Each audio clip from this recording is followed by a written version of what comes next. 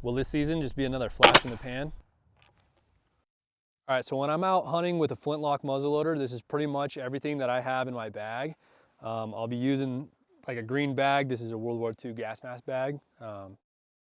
And yeah, so I'll have everything you need. So I have my powder horn, and this is another powder horn that I'll use to put powder in the pan. If I don't want to have a bulky powder horn with me, I also have these that I can use. I typically carry this one on me. I have a lanyard so I can have it around my neck. But that is to put powder in the pan.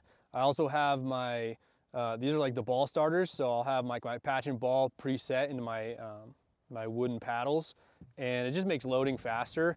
Not that you're really getting too many rounds off while hunting, but it does make loading a lot easier. Otherwise, you have to do the individual patch and ball like this, and it's just a little bit tedious and time consuming. So we have these pre-made paddles that make it a lot faster. We also have, if you don't want a powder horn, we've got the metal flask filled with powder. This is a little bit safer, I would say, but I use both of them.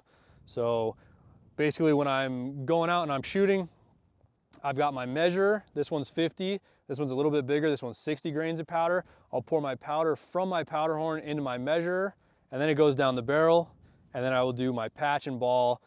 If I'm just shooting, I might do it individually, but if I'm out hunting, like I said, or I'm trying to shoot really quickly, I'm gonna be using it for my paddle. So in addition to having all of your powder, your patches, your balls, and your paddles, one of the most important things that you could probably have is some cleaner. And I learned that the hard way last season elk hunting. Towards the end of the season, I ended up drawing up on a bull, took a shot, and while I was waiting to go see if I hit it, I went to quickly reload, and the ball got stuck halfway down the barrel of my rifle. Now I was out in the field, so I just had my field rod, and it's a wooden rod. It's not quite as strong. So I usually have a range rod. It's a solid brass range rod, and it has interchangeable tips. So you can put your patch puller, which is like a little corkscrew with a spike on the end, and a ball puller. So you can actually go down and pull it out of the barrel in the event it gets stuck. Now last season I did not have my range rod on me, so it pretty much ended that day's hunt. I had to go all the way home to get my range rod and pull that ball out of there and give it a good clean. Long story short, I didn't get the bull. All right, so this is my Kentucky long rifle chambered in .45 caliber. It was built by Jim Ingram. He's a pretty well-known Kentucky long rifle builder, and I absolutely love this rifle. This is what I take out pretty much on every hunt. I have an elk hunt coming up, and let's see what this thing can do. So if I'm out in the range, or I just fired on an animal and I need to reload quickly, I'm gonna got my powder horn strapped around my neck, and I got everything that I was on the table is now in this bag. So I usually hold it between my legs, open up my pouch, go ahead and fish through. It's best if you have individual pouches to keep everything organized, but I'm pretty much chaos all the time. So I have my powder horn, my measure, and this one is 60 grains. Depending on the animal, I might go more, but for a .45 caliber, 60 grains is probably plenty for most deer. You're just gonna pour it directly down the barrel. A lot of people get concerned if you had just fired it, you know, are there hot embers? The chances of that happening are very slim because they actually cool off really quickly when air starts going down the barrel. So that's not really a concern that we have. I make sure I get all of my powder in the barrel, and then I tap on it to make sure it seats at the bottom. It doesn't have to be perfect, but we don't want any of the powder just hanging out on the side of the barrel. So I go back in my bag, I find my paddle, which has the balls pre-made. Because it's in this paddle, I typically don't need a ball starter. I just line it up with the barrel and go ahead and start pushing it down with the field rod.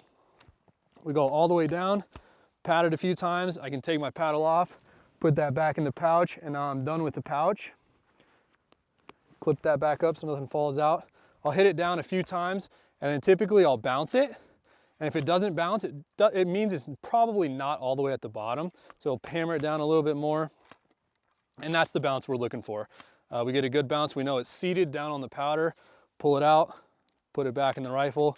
Some common mistakes, people will forget and leave their ramrod in the barrel. That makes for an awkward shot. Then we're pretty much good to go. We're fully loaded again. We just need to put some powder in the pan, and we're off to the races. So now that we're all loaded up, last thing we need to do is we need to put powder in the pan. So this is a flintlock. The way it works is we have your frizzen, our hammer, our flint, and our pan. Now there's a little tiny hole right here where the spark from the fire that happens in the pan will go through into the barrel and hit the powder that we just poured down the barrel.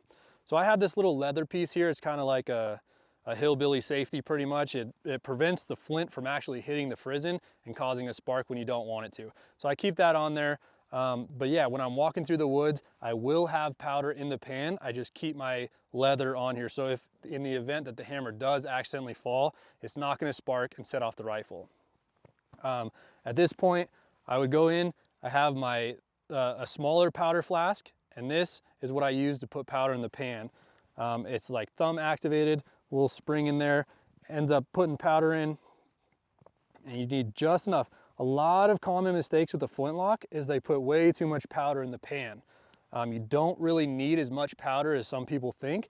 You just want it to be a little bit below the actual hole. And it makes a lot of sense if you think about it. If you put too much powder in there, it needs to burn way too much to get down to the hole and then set off the rifle. So you end up having what most people call a hang fire. If you put just a little bit of powder in there to where you can still see the hole, it actually goes off a whole lot faster, and you should have as minimal hang fire as possible.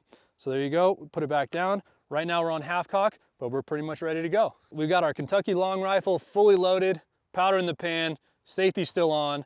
From here, we're gonna go to full cock. Now we have 2 triggers. The thing with the 2 triggers is the one in the back is a set trigger, and that's gonna make the one in the front an absolute hair trigger.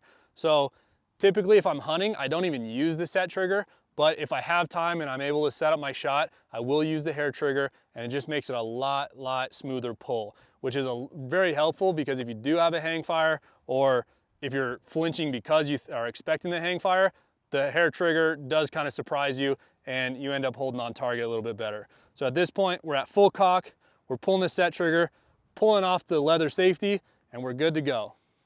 Fire in the hole.